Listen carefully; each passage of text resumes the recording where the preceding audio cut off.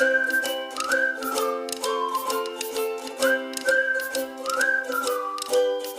बच्चों, today we will learn class 8 math model question paper set 4 part first. बच्चों, इस video में ना हम लोग क्या करेंगे, क्लास 8 मैथ के मॉडल क्वेश्चन पेपर सेट 4 के पार्ट फर्स्ट में क्वेश्चन नंबर फर्स्ट से लेकर के क्वेश्चन नंबर 12 तक के क्वेश्चन को हम लोग पढ़ेंगे और समझेंगे। और सेकंड पार्ट में हम लोग क्या करेंगे, सेकंड पार्ट में हम लोग ना क्वेश्चन नंबर 13 से लेकर के क्वेश्चन नंबर 17 तक के क्वेश्चन को पढ़ेंगे और समझेंगे।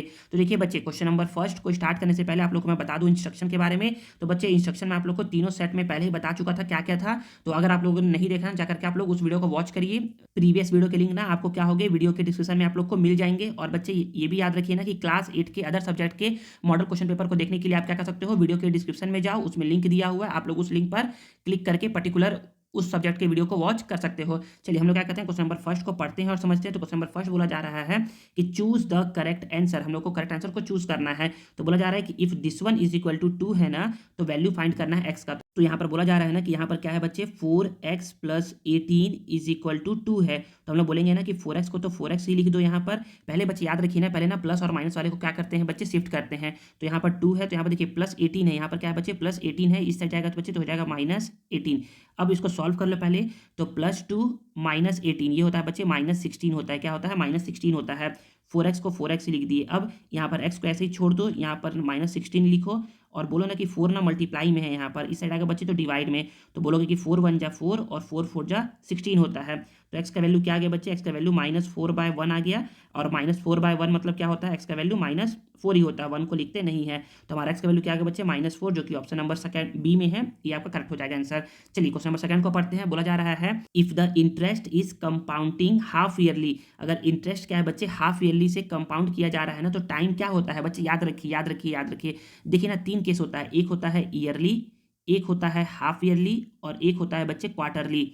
एक होता है ईयरली, एक होता है हाफ ईयरली और एक होता है बच्चे क्वार्टरली। तीनों में आप लोग को बता दूं डिफरेंस क्या है। तो बच्चे देखिए, ईयरली में क्या करते हैं, ईयरली में जब भी दिया रहेगा ना प्रिंसिपल, तो प्रिंसिपल को कुछ नहीं करते हैं, रेट को भी कुछ नहीं करते हैं और टाइम को भी कुछ नहीं करते हैं, सिंपल लिख देते हैं। लेकिन जब भी आपका केस आता है कैसा, जब भी आपका केस आता है बच्चे हाफ ईयरली का, किसका केस आता है, हाफ ईयरली का, तो हाफ ईयरली में क्या करते हैं, प्रिंसिपल को तो एज इट इज लिखते हैं, लेकिन रेट को क्या करते हैं बच्चे, रेट को हम लोग डिवाइड करते हैं 2 से। किसे डिवाइड करते हैं, 2 से डिवाइड करते हैं। और टाइम को बच्चे मल्टीप्लाई करते हैं 2 से, ठीक है ना, ये याद रखिएगा। अब केस आता है बच्चे हमारा क्वार्टरली का। क्वार्टरली में क्या करते हैं बच्चे, प्रिंसिपल को तो एज इट इज लिखते हैं, रेट को हम लोग क्या करते हैं बच्चे 4 से डिवाइड करते हैं और टाइम को हम लोग क्या करते हैं बच्चे 4 से मल्टीप्लाई करते हैं, 4 से मल्टीप्लाई करते हैं, ठीक है ना। आई थिंक समझ में आया होगा यहाँ पर। अब क्वेश्चन पढ़ते हैं। तो बोला जा रहा है ना कि जब भी हाफ ईयरली का केस होता है ना, तो टाइम कितना हो जाता है, तो हाफ ईयरली केस में क्या होता है बच्चे, टाइम डबल हो जा रहा है। डबल मतलब होता है कि टाइम दोगुना हो जाता है, 2 टाइम्स हो जाता है, 2 टाइम्स हो जाता है। अगर वही पूछता कि रेट क्या होता है, रेट क्या हो जाता है, रेट के बारे में पूछा, तो रेट क्या होता है बच्चे, तो रेट हो जाता है हाफ, रेट क्या होता है, हाफ होता है, ठीक है ना। और 3 टाइम्स जैसा कुछ ऑप्शन कहीं पर होता ही नहीं है, ठीक है ना। चलिए आगे हम लोग पढ़ते हैं क्वेश्चन नंबर थर्ड को। तो थर्ड में बोला जा रहा है ना कि फॉर्मूला फॉर सर्कमफेरेंस। सर्कमफेरेंस का फॉर्मूला क्या होता है सर्कल के लिए, तो सर्कल के सर्कमफेरेंस का फॉर्मूला ये देखिए बच्चे, सर्कमफेरेंस इसको बोलते हैं ना, सर्कमफेरेंस हम लोग इसको बोलते हैं, ये जहां पर मैंने क्या किया है, कलर किया है, इसको बोलते हैं सर्कमफेरेंस। सर्कमफेरेंस का फॉर्मूला होता है बच्चे 2πr। क्या होता है, 2πr। और 2πr का है, ऑप्शन नंबर सी में है, ऑप्शन नंबर सी आपका क्या हो जाएगा बच्चे, करेक्ट हो जाएगा। आगे बोला जा रहा है कि formula for volume of a cylinder. तो वॉल्यूम ऑफ सिलेंडर का बच्चे 2 फॉर्मूला होता है। वॉल्यूम ऑफ सिलेंडर का आपको 2 फॉर्मूला पता होना चाहिए। आप लोग को यहाँ पर लिख के दिखा दूं कि वॉल्यूम ऑफ सिलेंडर का ना 2 फॉर्मूला होता है। एक होता है area of base multiply height होता है। अगर ये ऑप्शन में नहीं दिया है तो एक और फॉर्मूला होता है πr²h। आपको ना दोनों फॉर्मूले को क्या करना है बच्चे, याद रखना है। दोनों फॉर्मूला क्या होता है बच्चे, यूज होता है, ठीक है ना। तो यहाँ पर ना πr²h कहाँ दिया है, तो πr²h हमारा ऑप्शन नंबर डी में दिया है, तो ऑप्शन नंबर डी क्या जाएगा बच्चे, करेक्ट हो जाएगा। अब बच्चे देखिए क्वेश्चन नंबर 5 क्या बोला जा रहा है। क्वेश्चन नंबर 5 बोला जा रहा है कि diagonal of a cube is. तो क्यूब का डायगोनल क्या होता है, तो बोलोगे ना सर कि ना डायगोनल ऑफ क्यूबॉइड ना फॉर्मूला, देखिए अभी क्यूबॉइड का निकालिए। क्यूबॉइड का होता है बच्चे √L² plus B² plus H²। और जब भी क्यूब का केस आता है, किसका केस आता है, क्यूब का, तो क्यूब के केस में क्या होता है बच्चे, इसके लेंथ को भी ए बोलते हैं, ब्रेथ को भी ए बोलते हैं और हाइट को भी ए बोलते हैं। तो इसका भी हो जाएगा ए स्क्वायर, इसका भी ए स्क्वायर, इसका भी ए स्क्वायर। तो बोलोगे ना कि ए स्क्वायर ए स्क्वायर ए स्क्वायर, ये हो जाएगा बच्चे 3a स्क्वायर। तो देखिए बच्चे, ये स्क्वायर रूट के अंदर जो भी डबल होता है ना, उसमें क्या होता है ये बच्चे, एक बाहर निकल जाता है। तो यहाँ पर ए स्क्वायर डबल है तो यहाँ से ए बाहर निकल जाएगा, और √3 डबल नहीं है तो √3 अंदर ही रह जाएगा। तो a√3 आपका क्या हो जाएगा बच्चे, आंसर हो जाएगा। तो a√3 आपका ऑप्शन नंबर बी में है, आपका ऑप्शन नंबर बी क्या हो जाएगा बच्चे, करेक्ट हो जाएगा। चलिए हम लोग क्या कहते हैं बच्चे, अब है fill in the blanks. Fill in the blanks को पढ़ते हैं और समझते हैं। तो फिल इन द ब्लैंक्स में पहला क्वेश्चन बोला जा रहा है ना कि 1 cubic metre is equal to dash cubic centimetre. तो 1 क्यूबिक मीटर मतलब होता है बच्चे, यहाँ पर आपको लिख के बता दूं, यहाँ पर 1 क्यूबिक मीटर का मतलब होता है ना बच्चे कि यहाँ पर ना मीटर को ना 3 बार लिखे हैं, 1 metre multiply 1 metre multiply 1 metre. अब मीटर से हम किसने पूछ रहा है बच्चे, सेंटीमीटर में पूछ रहा है। किसने पूछ रहा है, सेंटीमीटर में पूछ रहा है। तो 1 मीटर में होते हैं 100 सेंटीमीटर, इसके लिए भी यहाँ पर 1 मीटर में 100 सेंटीमीटर, और इसके लिए भी 100 सेंटीमीटर। ठीक है ना, यहाँ पर ऐसा ऐसा बोलना चाह रहा हूँ कि इसके लिए लिख दिया यहाँ, इसके लिए लिख दिया यहाँ, इसके लिए लिख दिया यहाँ। अब हम लोग बोलेंगे ना यहाँ पर कि ना 100 100 100, ये हो जाएगा 1 2 3 4 5 6 हो गया।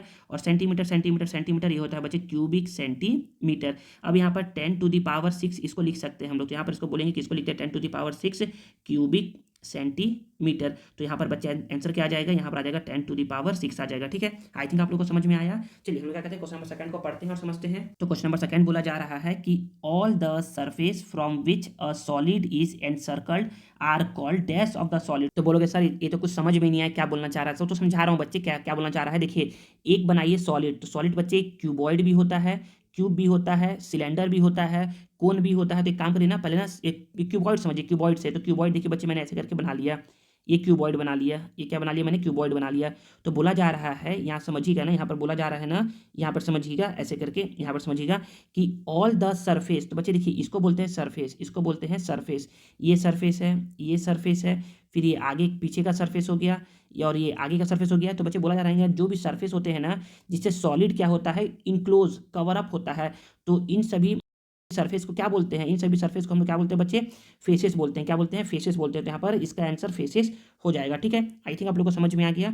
आगे बोला जा रहा है each of the radius and height of a cylinder is इतना है, 7 सेंटीमीटर है। तो वॉल्यूम निकालना है। तो बच्चे अभी आप लोग को बताया हो ना वॉल्यूम का formula, choose the correct option में, कि ना वॉल्यूम का फॉर्मूला क्या होता है बच्चे। तो वॉल्यूम का फॉर्मूला होता है πr² होता है।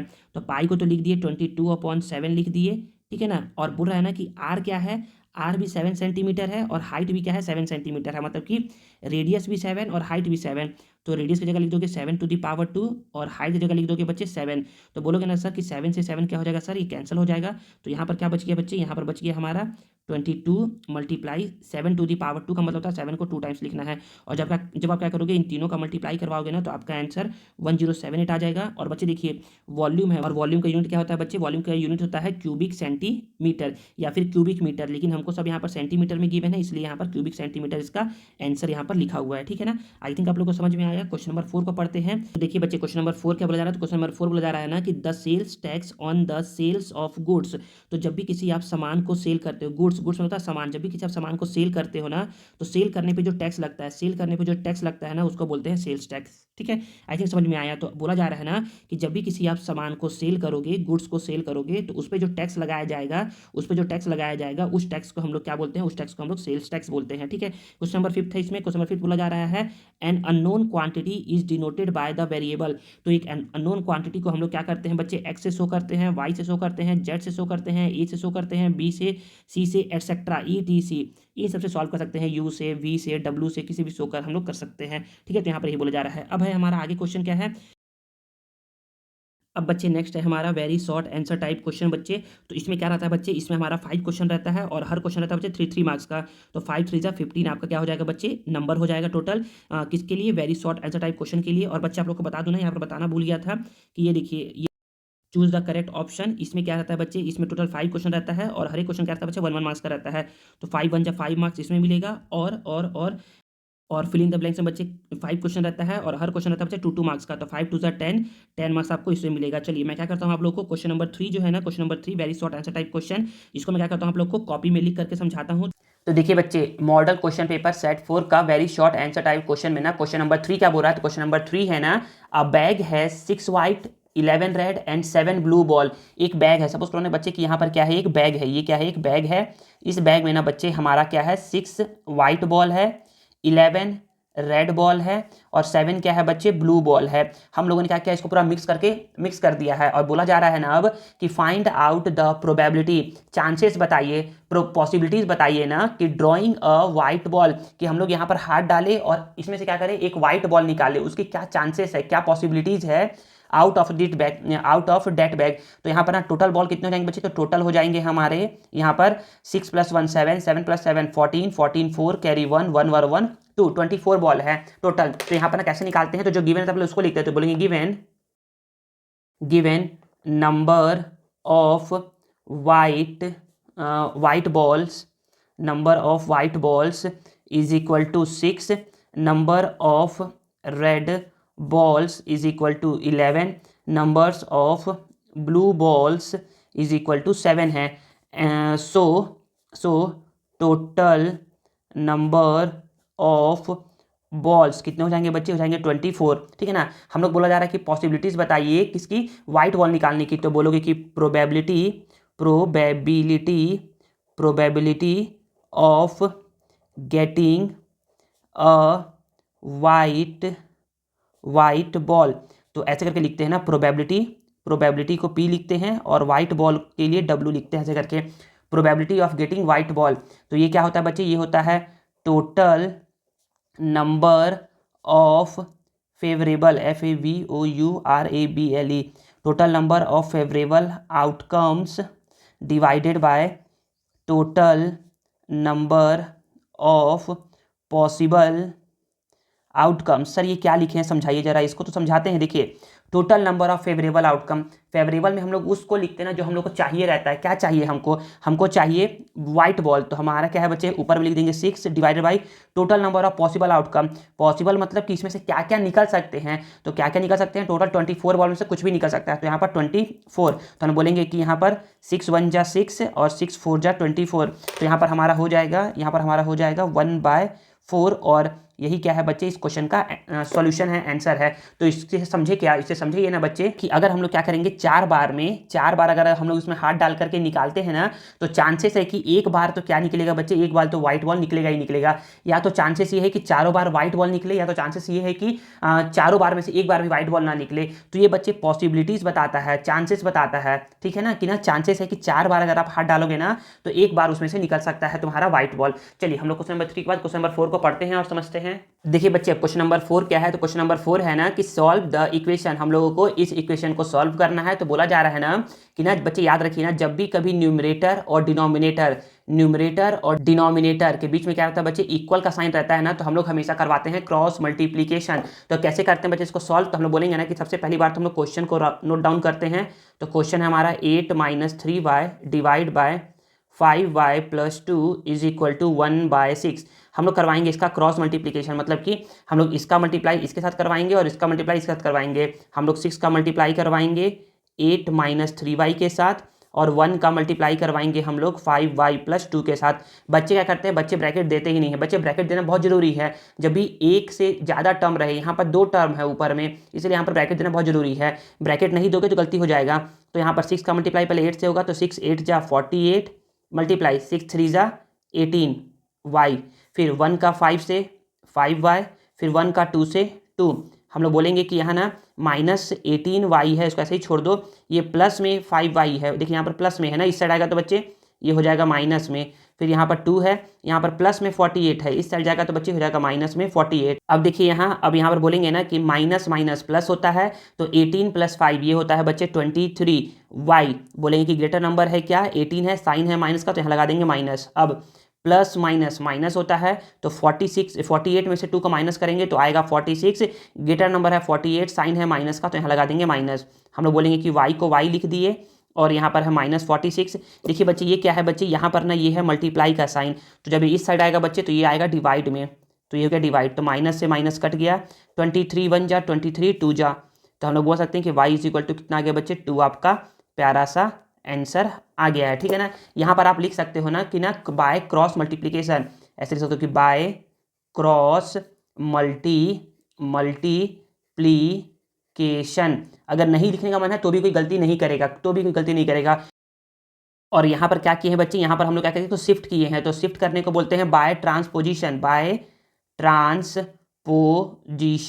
अगर नहीं लिखोगे तो भी कोई आपका गलती नहीं करेगा, लिख दोगे तो भी कोई गलती नहीं करेगा, ठीक है ना। तो बच्चे ये हो गया हमारा क्वेश्चन नंबर 4। चलिए हम लोग क्या कहते हैं क्वेश्चन नंबर 5 को सॉल्व करते हैं और समझते हैं। अब देखिए बच्चे क्वेश्चन नंबर 5 क्या है, तो क्वेश्चन नंबर 5 है ना कि find out the area of a parallelogram. हम लोग क्या करना है बच्चे, पैरेललोग्राम का एरिया फाइंड करना है, जिसका बेस क्या है बच्चे 90 सेंटीमीटर है और परपेंडिकुलर हाइट क्या है बच्चे 10 सेंटीमीटर है। तो बच्चे देखिए पैरेललोग्राम कुछ ऐसा होता है बच्चे, ये क्या है बच्चे, एक पैरेललोग्राम है। आप लोग अगर फिगर बनाते हो ना तो पेंसिल से बनाइएगा और स्केल की हेल्प से बनाइएगा। तो बच्चे इसको बेस बोलते हैं, इसको क्या बोलते हैं, बेस बोलते हैं। तो बेस क्या है बच्चे, बेस हमारा b is equal to 90 centimetre है, और परपेंडिकुलर कहाँ से, एपेक्स से। एपेक्स मतलब बोलते हैं कि हाईएस्ट पॉइंट को बोलते हैं एपेक्स। तो एपेक्स से जो परपेंडिकुलर है ना, मतलब कि जो 90 डिग्री है, ऐसा ड्रॉ होगा ना, इसका हाइट क्या है बच्चे, इसका हाइट है हम लोग के लिए 10 सेंटीमीटर। तो हम लोग को फाइंड करना क्या है, हम लोग को फाइंड करना है एरिया ऑफ पैरेललोग्राम। तो हम लोग बोलेंगे ना कि जो गिवन है पहले उसको लिखते हैं, तो लिखेंगे कि given base of a parallelogram के बेस को बी से डिनोट करेंगे, बेस है ना तो बी से डिनोट करेंगे। तो बेस क्या है बच्चे, ये है 90 सेंटीमीटर, और परपेंडिकुलर मतलब कि हम लोग बोलेंगे कि एंड, ऐसे करके बोलो कि and perpendicular height, perpendicular HEIGHT, perpendicular height को एच से शो करेंगे। तो एच क्या है बच्चे, एच है हमारा 10 सेंटीमीटर। हम तो therefore area of parallelogram, area of a parallelogram का एरिया क्या होता है बच्चे, तो ये होता है base multiply height HEIGHT height. तो हम लोग बोलेंगे ना यहाँ पर कि बेस को b लिखा गया है, हाइट को h लिखा गया है, बेस है 90 और h है 10, तो 90 इंटू 10 ये हो जाएगा 900। एरिया है तो ये हो जाएगा सेंटीमीटर स्क्वायर, और आपका आ गया क्या, 900 सेंटीमीटर स्क्वायर आपका एरिया आ गया। तो चलिए हम लोग क्या करते हैं, क्वेश्चन नंबर 5 के बाद क्वेश्चन नंबर 6 को पढ़ते हैं और समझते हैं।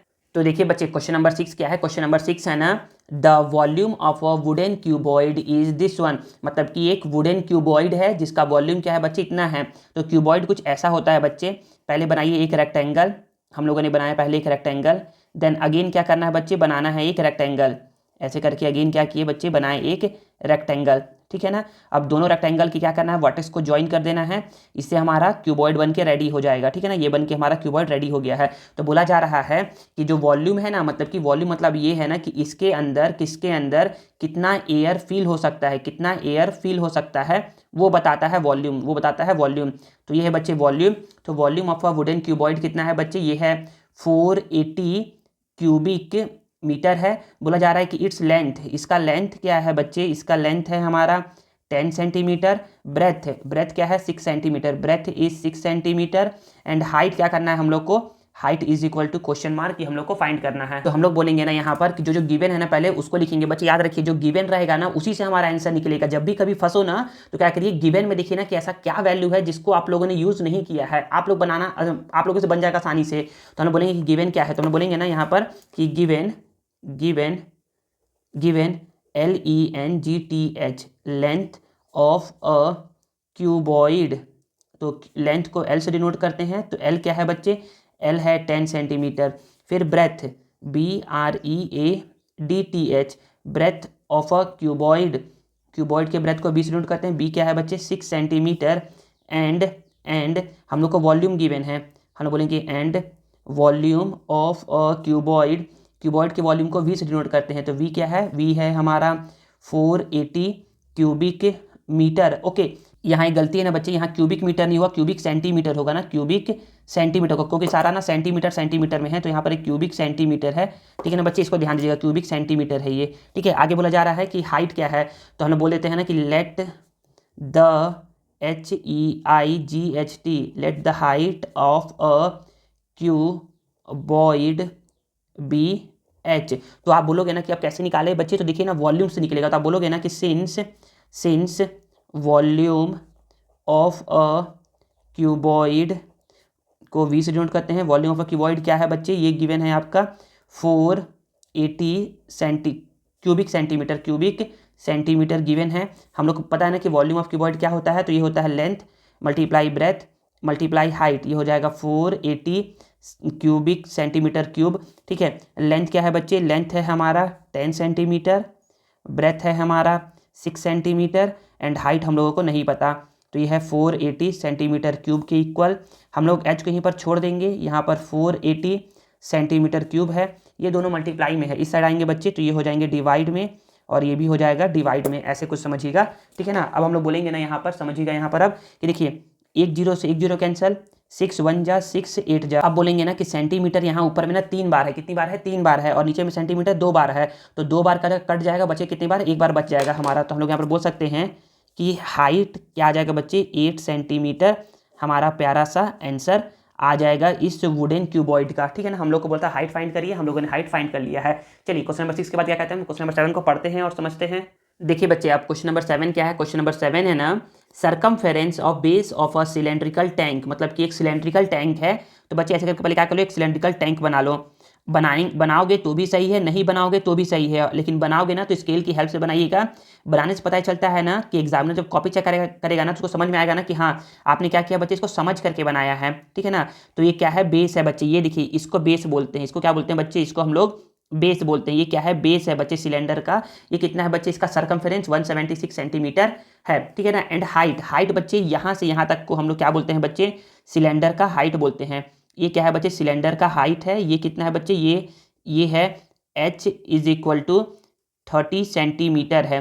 ठीक है, अब बोला जा रहा है कि find its curve surface area, इसका कर्व सरफेस एरिया निकालना है। तो बोलोगे गिवन, जो गिवन है पहले उसको लिखते हैं, तो बोलेंगे given given given given given base of a cylindrical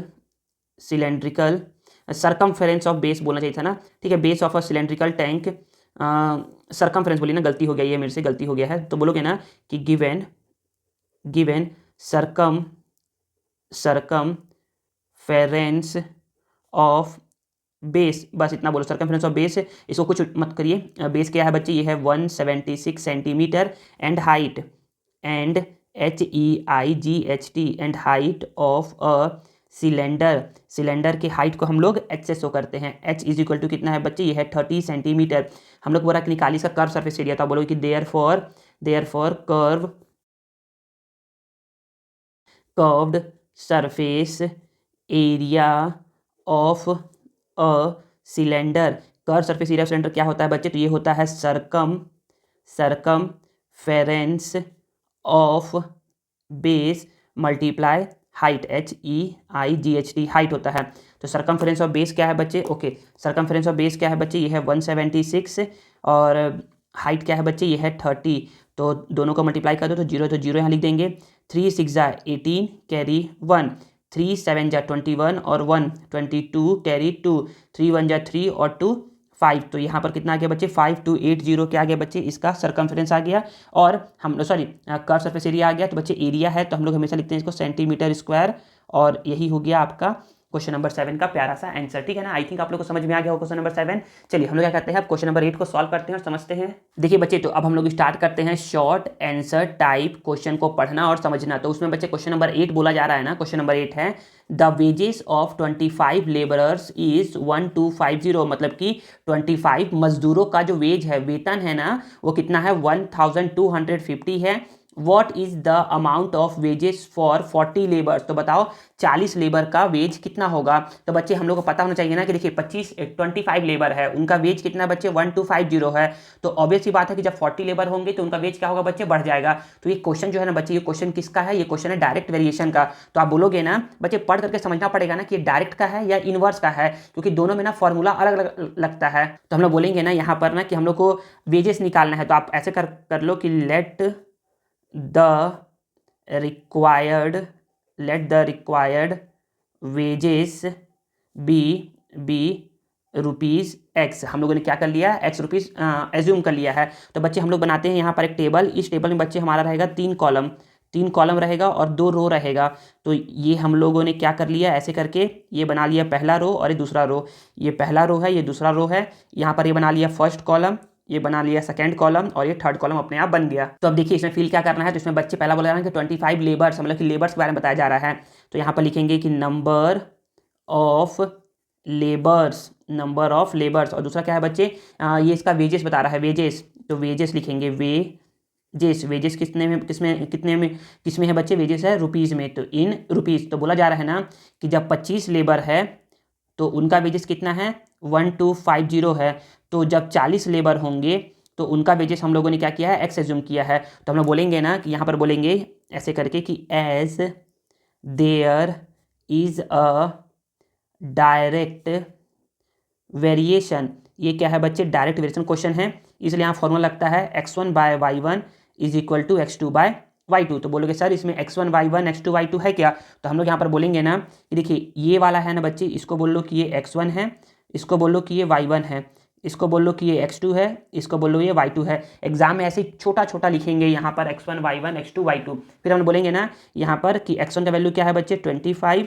y1 क्या है बच्चे 1250, x2 क्या है बच्चे 40 है, y2 क्या है बच्चे x है। तो आप लोग को अभी जस्ट बताया था, ऐसे यहाँ पर बताया था ना कि जब भी बच्चे क्या होता है यहाँ पर ना, जब भी न्यूमरेटर डिनोमिनेटर के बीच में क्या था बच्चे, इक्वल साइन रहता है, तो हम लोग करवाते हैं क्रॉस मल्टीप्लिकेशन, तो यहाँ पर बच्चे वही कुछ है, यहाँ पर वैसे ही है, न्यूमरेटर डिनोमिनेटर बीच में इक्वल साइन, तो हम लोग करवाएंगे बच्चे क्रॉस मल्टीप्लिकेशन, तो हम लोग बोलेंगे ना यहाँ पर कि 25 का मैं मल्टीप्लाई करवाऊंगा x के साथ और 40 का मल्टीप्लाई करवाएंगे 1250 के साथ। अब कुछ बच्चे होते हैं होशियार, महा होशियार होते हैं, वो क्या करते हैं, पहले इन दोनों को मल्टीप्लाई करवा के यहाँ लिख देते हैं, कभी मत करिए, मतलब कभी मत करिए, यहाँ पर उसको एज इट इज लिखिए, क्यों, क्योंकि इसे कैलकुलेशन ना आपका डिफिकल्ट हो जाएगा अगर आप मल्टीप्लाई करवा दोगे तो, और बिना मल्टीप्लाई करवा करोगे ना तो कैलकुलेशन ईजी रहेगा, तो हम बोलेंगे ना कि यहाँ पर x को x ही लिख दो, ये देखिए मल्टीप्लाई में इधर आएगा तो बच्चे डिवाइड में, इसको पहले सिंप्लीफाई करिए, तो बोलोगे ना कि सर 5 के टेबल में सर आता है ये 5 5 ज़ा 25, 5 8 ज़ा 40, अब सर 5 के टेबल में सर ये 1 टाइम्स में, 5 के टेबल में 5 2 ज़ा 10,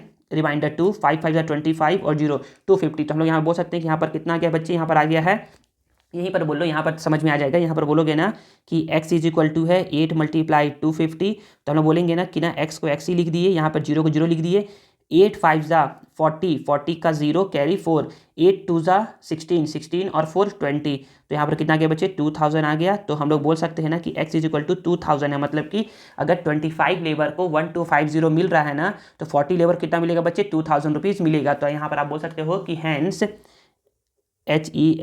HENCE, hence the required wages is equal to, बोलो इज इक्वल टू ₹2000, और यही क्या है आपका प्यारा सा आंसर है, ठीक है ना। चलिए हम लोग क्या कहते हैं, क्वेश्चन नंबर 9 को पढ़ते हैं और समझते हैं। तो देखिए बच्चे, क्वेश्चन नंबर 9 बोल रहा है ना, यहाँ पर समझिएगा, यहाँ पर देखिए, यहाँ पर ना हम लोग को बोला जा रहा है कि find the value of x, यहाँ पर ना x का वैल्यू निकालना है, तो हम लोग बोलेंगे ना यहाँ पर कुछ ऐसा बोलेंगे ना कि देखिए जब भी यहाँ पर x बोलेगा ना तो हम लोग क्या करेंगे, x का वैल्यू फाइंड करने की कोशिश करेंगे, कैसे निकलता कैसे है, तो हम लोग यहाँ पर बोलेंगे कि पहली बार ना सर, पहली बार तो हम क्वेश्चन लिख देते हैं, यहाँ पर लिखेंगे कि 3x is equal to 17 to the power 2 minus 14 to the power 2, हम लोग यहाँ पर बोलेंगे कि 3x को 3x बोल लिए बच्चे, एक फॉर्मूला होता है ना a² माइनस बी स्क्वायर, ये होता है बच्चे a प्लस बी और ये होता है a माइनस बी, ये इसको आइडेंटिटी बोलते हैं, यहाँ पर लिखेंगे ना इसके आगे लिखेंगे ऐसे करके जैसा लिख रहा हूँ, तो बोलोगे कि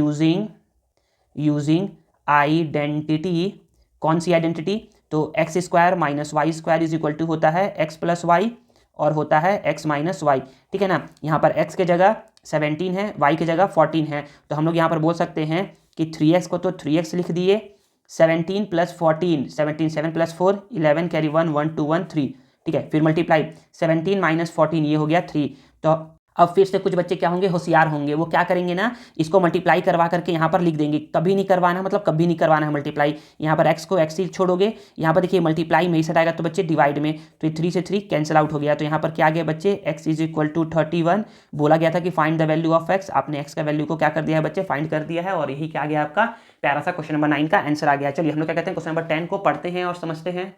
अब देखिए बच्चे, अब क्वेश्चन नंबर 10 बोल रहा है ना कि find the volume of a cylinder, हम लोग को सिलेंडर का वॉल्यूम निकालना है, वॉल्यूम मतलब कि उस सिलेंडर के अंदर कितना एयर या फिर कितना वाटर फिल हो सकता है, उसका हम लोग को वॉल्यूम निकालना है सिलेंडर का, जिसका डायमीटर क्या है बच्चे 20 मीटर है और हाइट क्या है 21 मीटर है। आप लोग फिगर बना सकते हो, नहीं बनाओगे तो भी कोई दिक्कत नहीं है, तो हम बोलेंगे ना कि यहाँ पर ना जो गिवन है पहले उसको लिखते हैं, तो यहाँ लिखेंगे कि given diameter of a cylinder, तो सिलेंडर का डायमीटर क्या होता है बच्चे, डायमीटर को डी से डिनोट करते हैं, तो डी क्या है बच्चे, डी है यहाँ पर 20 मीटर। तो इससे निकालो रेडियस, तो बोलोगे so radius of a cylinder, R क्या होता है बच्चे, d/2 होता है।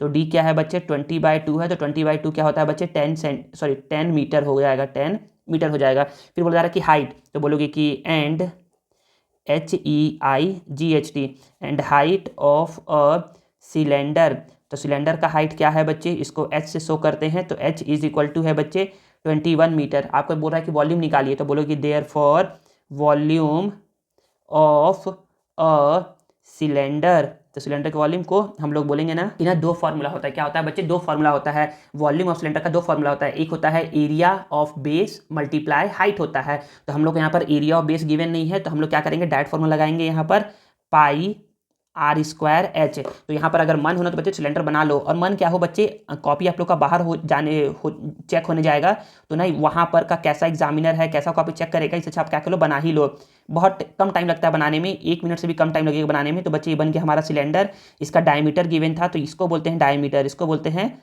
डायामीटर। तो diameter d is equal to है बच्चे 20 मीटर, और यहाँ तक को बोलते हैं बच्चे, यहाँ से यहाँ तक को बोलते हैं हम लोग height. Height h is equal to कितना है बच्चे, h इज इक्वल टू है 21 मीटर। बस देखो ये बन गया। तो हम बोलेंगे ना कि पाई को बोलते हैं 22/7, मतलब वैल्यू होता है इसका, और r का वैल्यू कितना है बच्चे, अभी निकाले हैं 10, और पावर में है 2, तो 2 लिख देंगे, और h क्या है बच्चे 21। तो हम लोग यहाँ पर बोलेंगे ना, यहाँ पर समझिएगा ऐसे करके, इसको 22/7 को 22/7 10⁻² है, मतलब इसको 2 टाइम्स लिखेंगे, और यहाँ पर 21 है, तो हम लोग यहाँ पर बोलेंगे कि 7 1 जा 7, 7 3 जा 21। तो यहाँ पर क्या आ गया बच्चे, यहाँ पर आ गया 22, और 10 मल्टीप्लाई 10, और यहाँ पर 3। तो हम लोग बोल सकते हैं कि 22 को 22, और 10 × 10 ये हो गया 100 × 3। तो हम लोग बोलेंगे यहाँ पर कि 3 2 जा 6, 3 2 जा 6, और यहाँ पर 0000 वॉल्यूम है, तो हमारा क्या होगा बच्चे, सारा मीटर में है, तो हमारा यहाँ क्या होगा बच्चे, मीटर क्यूब, इतना आंसर आ जाएगा। मतलब कि इस सिलेंडर के अंदर क्या होगा बच्चे, 6600 मीटर क्यूब क्या आएगा बच्चे, इसका वॉल्यूम होगा, मतलब कि इसके अंदर इतना एयर या फिर इतना वाटर फिल हो सकता है। अब बच्चे देखिए ना, क्वेश्चन नंबर 10 में क्या है बच्चे, क्वेश्चन नंबर 10 में ना हमको ना एक इंटरनल चॉइस क्वेश्चन दिया हुआ है। तो काम करता हूँ ना, आप लोग को ना 10 का ना पहले बताता हूँ इंटरनल चॉइस क्वेश्चन। तो देखिए बच्चे, क्वेश्चन नंबर 10 का और क्या है, तो क्वेश्चन नंबर 10 का और में बोला जा रहा है ना बच्चे कि एक वाटर टैंक है जो कि 3 मीटर लॉन्ग है, 2 मीटर ब्रॉड है, एंड 1 मीटर डीप है। मतलब कि एक वाटर टैंक कुछ ऐसा है, देखिए ये कुछ एक वाटर टैंक है बच्चे, ये ना क्यूबॉइड के शेप का है। सर आपको कैसे पता कि क्यूबॉइड के शेप का है बच्चे, क्योंकि ना इसमें ना लेंथ भी गिवन है, इसमें ब्रेथ भी गिवन है, और डेप्थ भी गिवन है, मतलब कि गहराई भी गिवन है। तो इसलिए बच्चे ये क्या है, एक ये क्यूबॉइड के शेप का है। तो यहाँ पर एक ये हो गया हम लोग को क्यूबॉइड के शेप का वाटर टैंक, जिसका लेंथ क्या है बच्चे, लेंथ है 3 मीटर, ब्रेथ क्या है बच्चे, ये है 2 मीटर, और डेप्थ को हम लोग हाइट बोलते हैं, depth height is equal to क्या है बच्चे, ये है 1 मीटर। तो बोला जा रहा है कि इसका कैपेसिटी बताइए। बच्चे याद रखिए, जब भी कैपेसिटी का बात आता है ना, तो हमेशा हम लोग निकालते हैं पहले वॉल्यूम। क्या निकालते हैं, वॉल्यूम निकालते हैं। तो हम बोलेंगे ना कि गिवन क्या क्या है, तो बोलेंगे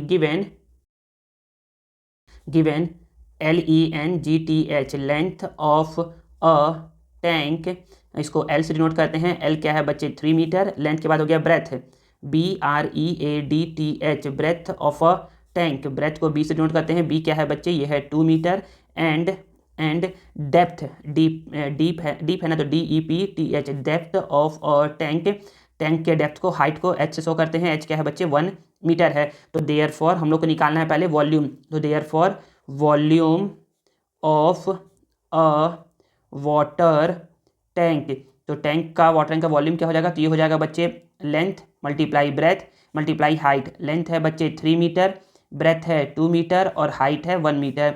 तो 3 2 जा 6, 6 1 जा 6, 6 मीटर क्यूब क्या आ गया बच्चे, इसका वॉल्यूम आ गया। अब निकालते हैं हम लोग इसका कैपेसिटी। तो हम बोलेंगे ना कि therefore capacity of a water tank, तो टैंक की कैपेसिटी निकालने के लिए ना बच्चे 6 को तो 6 ही लिखते हैं, और मीटर क्यूब की जगह हम लिखते हैं बच्चे 1000 लीटर। क्या लिखते हैं, 1000 लीटर। तो यहाँ पर भी वही दिया हुआ है ना कि 1 क्यूबिक मीटर मतलब क्या होता है बच्चे, 1000 लीटर होता है। तो 1 क्यूबिक मीटर मतलब कि ये ऐसा बोलना चाह रहा है, 1 मीटर क्यूब बोलना चाह रहा है। तो यहाँ पर क्या लिखे बच्चे 1000 लिख दिए, तो 6 × 1000 ये हो जाएगा बच्चे 6000 लीटर। मतलब बोलना ये चाह रहा हूँ ना कि अगर कोई एक ऐसा टैंक है जिसका लेंथ क्या है 3 मीटर है, ब्रेथ क्या है 2 मीटर है, और डेप्थ हाइट क्या है 1 मीटर है ना, तो उसके अंदर 6000 लीटर क्या आएगा बच्चे, पानी आएगा। तो क्वेश्चन नंबर 10 के और के बाद हम लोग सॉल्व करते हैं क्वेश्चन नंबर 11 को और समझते हैं। अब देखिए बच्चे क्वेश्चन नंबर 11 क्या बोल रहा है, तो क्वेश्चन नंबर 11 है ना कि सरजस bought a bicycle that cost ₹1750। मतलब कि सरजस ने क्या किया है, एक बाइसिकल एक साइकिल खरीदा है जिसका कॉस्ट क्या है बच्चे 1750 है। If the rate of sales tax, अगर ना उस पर सेल्स टैक्स कितना लिया जाता है, 4% का सेल्स टैक्स लिया जाता है ना। देखिए बच्चे सेल्स टैक्स लिया जा रहा है, इसका मतलब ये है ना कि इसको इतना रुपए तो पे करना ही करना है और साथ ही साथ इसको 4% इस अमाउंट का भी एक्स्ट्रा पे करना पड़ेगा। तो बोला जा रहा है ना कि हाउ मच अमाउंट हैव सर्जस पे फॉर द साइकिल। तो बताओ सर्जियस को कितना साइकिल का रेट पे करना पड़ेगा, कितना पैसा पे करना पड़ेगा जिससे कि साइकिल उसका हो जाएगा। तो बोलोगे ना कि गिवन क्या है, पहले उसको लिखते हैं। तो बोलोगे गिवन, गिवन देखिए बच्चे ये क्या है बच्चे, कॉस्ट दिया जा रहा है 1750, तो इसको बोलते हैं बच्चे प्रिंट वैल्यू। तो बोलेगी given PRINT print value of a bicycle. तो प्रिंट वैल्यू क्या है बच्चे, तो इसका है ₹1750। फिर इसमें दिया जा रहा है रेट ऑफ सेल्स टैक्स, तो यहाँ पर बोलोगे कि रेट ऑफ सेल्स टैक्स। तो सेल्स टैक्स का रेट क्या है बच्चे, ये है 4%। तो इसको कितना पैसा पे करना पड़ेगा, तो ये 4% को अब निकालते कितना सेल्स टैक्स पे करना पड़ेगा, कितना सेल्स टैक्स पे करना पड़ेगा। तो बोलोगे कि total total sales tax is equal to हो जाएगा 4% of PRINT print value of a bicycle.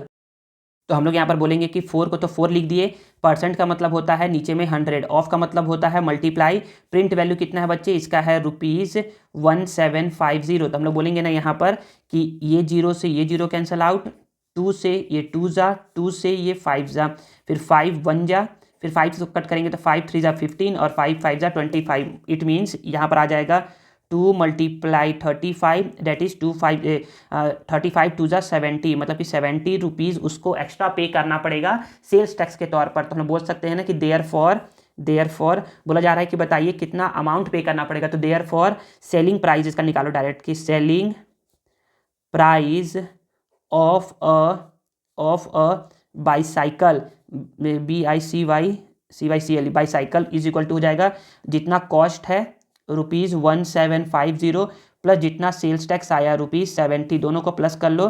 तो बोलेंगे ना कि यहाँ पर कि 0 + 0 0, 7 + 5 12 कैरी 1 178 और यहाँ पर तो 1 है। तो ₹1820 क्या करना पड़ेगा बच्चे, इसको साइकिल का पैसा पे करना पड़ेगा जिससे कि ये साइकिल क्या हो जाएगा बच्चे, इसका हो जाएगा। चलिए हम लोग क्या करते हैं, लास्ट क्वेश्चन नंबर 12 को पढ़ते हैं और समझते हैं।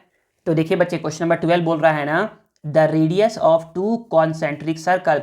2 कॉन्सेंट्रिक सर्कल का मतलब होता है ना कि ऐसा सर्कल, मतलब कि ऐसे दो सर्कल जिनका ना सेम सेंटर हो, सेंटर क्या हो, सेम हो। मतलब कि दो हम लोग को, मतलब कि हम लोग को रेडियस दिया जा रहा है 2 कॉन्सेंट्रिक सर्कल का, एक का है बच्चे 9 सेंटीमीटर और एक का है बच्चे 12 सेंटीमीटर। तो हम लोग बोलेंगे ना यहाँ पर कि ना हमारे पास दो सर्कल है, एक है बच्चे हमारे पास, ऐसे समझ लो कि एक है हमारे पास 9 सेंटीमीटर का सर्कल, ये है 9 सेंटीमीटर का सर्कल, और एक है बच्चे हमारे पास 12 सेंटीमीटर का सर्कल, ये है बच्चे 12 सेंटीमीटर का एक सर्कल है।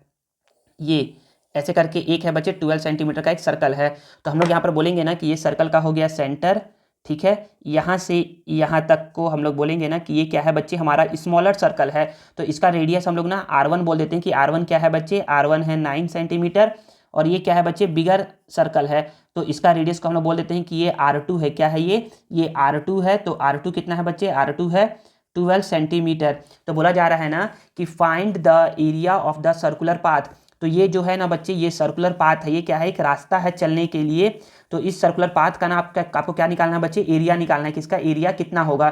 तो कैसे निकालते हैं, तो बच्चे याद रखिए ना, बड़े वाले एरिया में से क्या करते हैं, छोटे वाले एरिया को माइनस करते हैं। तो कौन सा बड़ा कौन सा छोटा, तो बोलोगे कि बड़े वाले सर्कल का एरिया में से हम लोग छोटे वाले सर्कल के एरिया का क्या कर देंगे, माइनस कर देंगे। तो यहाँ पर बोलोगे कि गिवन क्या क्या है उसको पहले लिखते हैं। तो यहाँ पर बोलेंगे कि गिवन ऐसे करके कि रेडियस ऑफ स्मॉलर सर्कल, तो इसको R1 बोल लो। R1 कितना है बच्चे, ये है 9 सेंटीमीटर। फिर रेडियस ऑफ बिगर सर्कल, ये है R2 कितना है बच्चे, R2 है 12 सेंटीमीटर। तो यहाँ पे बता रहा हूँ ना बच्चे, यहाँ पे बताऊँगा तो यहाँ पे समझ में, यहाँ पर स्पेस नहीं रहा है ऐसे करके। हाँ तो बोलोगे कि देयर फॉर, इसके बाद ना डायरेक्ट यहाँ पर लिखिएगा।